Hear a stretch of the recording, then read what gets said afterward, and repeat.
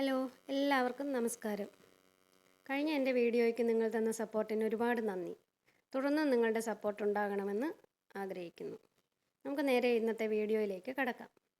ഇന്ന് ഈ ബൊഗെയിൻവില്ല കട്ട് ചെയ്യാതെ നമ്മൾ എങ്ങനെയാണ് നല്ല ഷേപ്പ് ചെയ്തെടുക്കുന്നതെന്നാണ് കാണിക്കുന്നത്.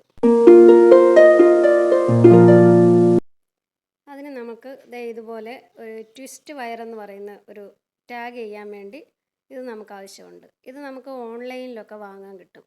അല്ലെങ്കിൽ നമ്മളുടെ ഈ പ്ലാസ്റ്റിക് പാക്കിംഗ് കവറുകൾ, ബോട്ടിൽസ് ഇതൊക്കെ വാങ്ങുന്ന കടയിൽ കിട്ടും. ഇത് റോളായിട്ട് ഇങ്ങനെ വാങ്ങാനും വലിയ വിലയൊന്നുമില്ല. ഇതുപോലെയുള്ള വലിയൊരു റോളിനൊരു 10-250 രൂപയെ താഴെ വരുള്ളൂ. അത് നമുക്ക് ഒരുപാട് നാൾ ഉപയോഗിക്കാൻ ഉണ്ട്. ആവശ്യത്തിന് നീളം നമുക്ക് കട്ട് ചെയ്തെടുത്ത് ഉപയോഗിക്കാവുന്നതാണ്. ഇത് റീയൂസ് ചെയ്യാൻ പറ്റുന്നതുമാണ്. ഇത് ഞാൻ കുറച്ച് കട്ട് ചെയ്തെടുത്തിട്ടുണ്ട്. പിന്നെ നമുക്കൊരു 3-4 സ്റ്റിക്ക് കൂടെ ആവശ്യമുണ്ട് ഇത് ചെയ്യാനായിട്ട്. എങ്ങനെയാണ് നമുക്ക് ചെയ്യുന്നതെന്ന് നോക്കാം. അപ്പോൾ ഈ ബൊഗെയിൻവില്ല ഞാനിത് കട്ട് ചെയ്യാതെ ഷേപ്പ് ചെയ്തെടുക്കാൻ പോവുകയാണ്.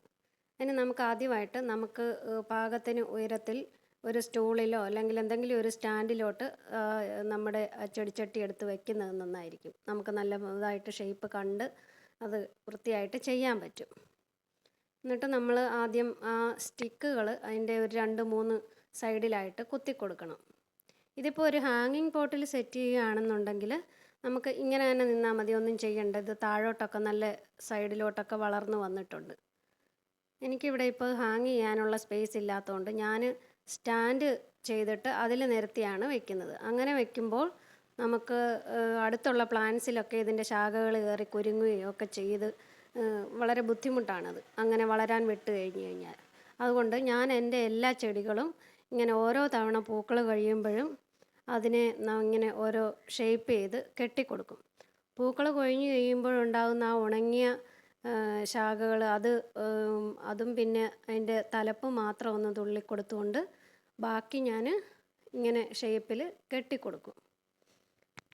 ഇങ്ങനെ കെട്ടുമ്പോൾ നമ്മൾ ശ്രദ്ധിക്കേണ്ട കാര്യമെന്ന് പറഞ്ഞു കഴിഞ്ഞാൽ, ഒരു ശാഖകളിപ്പം ഒരു സൈഡിലോട്ട് വളർന്നു പോയിരിക്കുന്ന ശാഖയെ നേരെ ഓപ്പോസിറ്റ് സൈഡിലോട്ട് പിടിച്ച് വലിച്ച് കെട്ടി വെക്കരുത്. അങ്ങനെ വയ്ക്കുമ്പോൾ ആ ശാഖ ചിലപ്പോൾ ഒടിഞ്ഞു പോകാനുള്ള സാധ്യതയുണ്ടാവും. അപ്പോൾ അതിൻ്റെ വളർച്ച ഏത് പൊസിഷനിലാണെന്ന് നോക്കിയിട്ട് നമ്മൾ ചെറുതായിട്ടൊന്ന് പിടിച്ച് നോക്കിയിട്ട് വേണം അതിനെ നമ്മൾ ടൈ ചെയ്യാനായിട്ട്. അത് ഈ സ്റ്റിക്കിലോട്ട് പിടിച്ച് ടൈ ചെയ്യാൻ പരസ്പരം അങ്ങോട്ടും ഇങ്ങോട്ടും ശാഖകൾ തമ്മിലും ടൈ ചെയ്ത് എങ്ങനെ നമുക്ക് ചെയ്താലൊരു നല്ല ഷേപ്പ് കിട്ടുമെന്ന് നമ്മൾ മനസ്സിൽ കണ്ടുകൊണ്ട് ആ രീതിയിൽ നമ്മളതിനെ കെട്ടി വെച്ച് കൊടുക്കുകയാണ് ചെയ്യുന്നത്. ഇങ്ങനെ ചെയ്ത് കഴിയുമ്പോൾ ഇതിന് കുറച്ച് നാൾ കഴിയുമ്പോഴത്തേക്കും ഈ ശിഖരങ്ങളെല്ലാം, ഈ ശാഖകളെല്ലാം കെട്ടി വെച്ചിരിക്കുന്ന ശാഖകളൊക്കെ തന്നെ അത് അതേ ഷേപ്പിൽ തന്നെ ഇരുന്ന് നല്ല കട്ടിയായിട്ട് നല്ല ബലം വരും അതിന്. പിന്നെ അപ്പം നമുക്ക് ഒരു പ്ലാന്റിനൊരു ചെറിയൊരു സ്ട്രക്ചർ പോലെ കിട്ടും.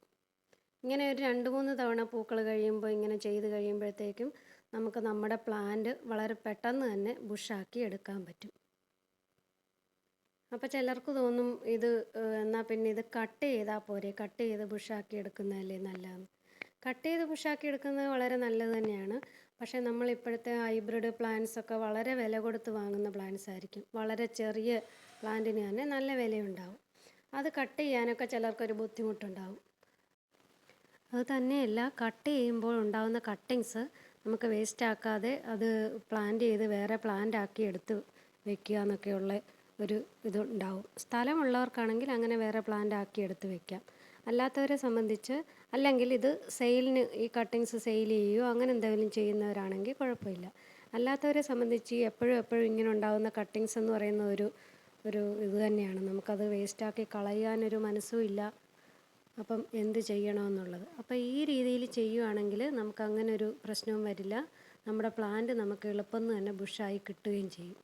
കുറച്ച് നാൾ കഴിയുമ്പോൾ ഈ സ്റ്റിക്കൊന്നും പോയാലും പ്ലാന്റിൻ്റെ ഷേപ്പിനൊന്നും മാറ്റം വരില്ല. വളരെ മനോഹരമായിട്ട് തന്നെ അത് നല്ല കുട പോലെ ഇരിക്കും. ഇതുപോലുള്ള വീഡിയോകൾ താല്പര്യമുള്ളവർ എൻ്റെ ചാനൽ സബ്സ്ക്രൈബ് ചെയ്യുക. ബെൽ ഐക്കൺ ക്ലിക്ക് ചെയ്ത് കഴിഞ്ഞാൽ ഞാനിടുന്ന വീഡിയോകളുടെ നോട്ടിഫിക്കേഷൻ ലഭിക്കുന്നതായിരിക്കും. Thank you.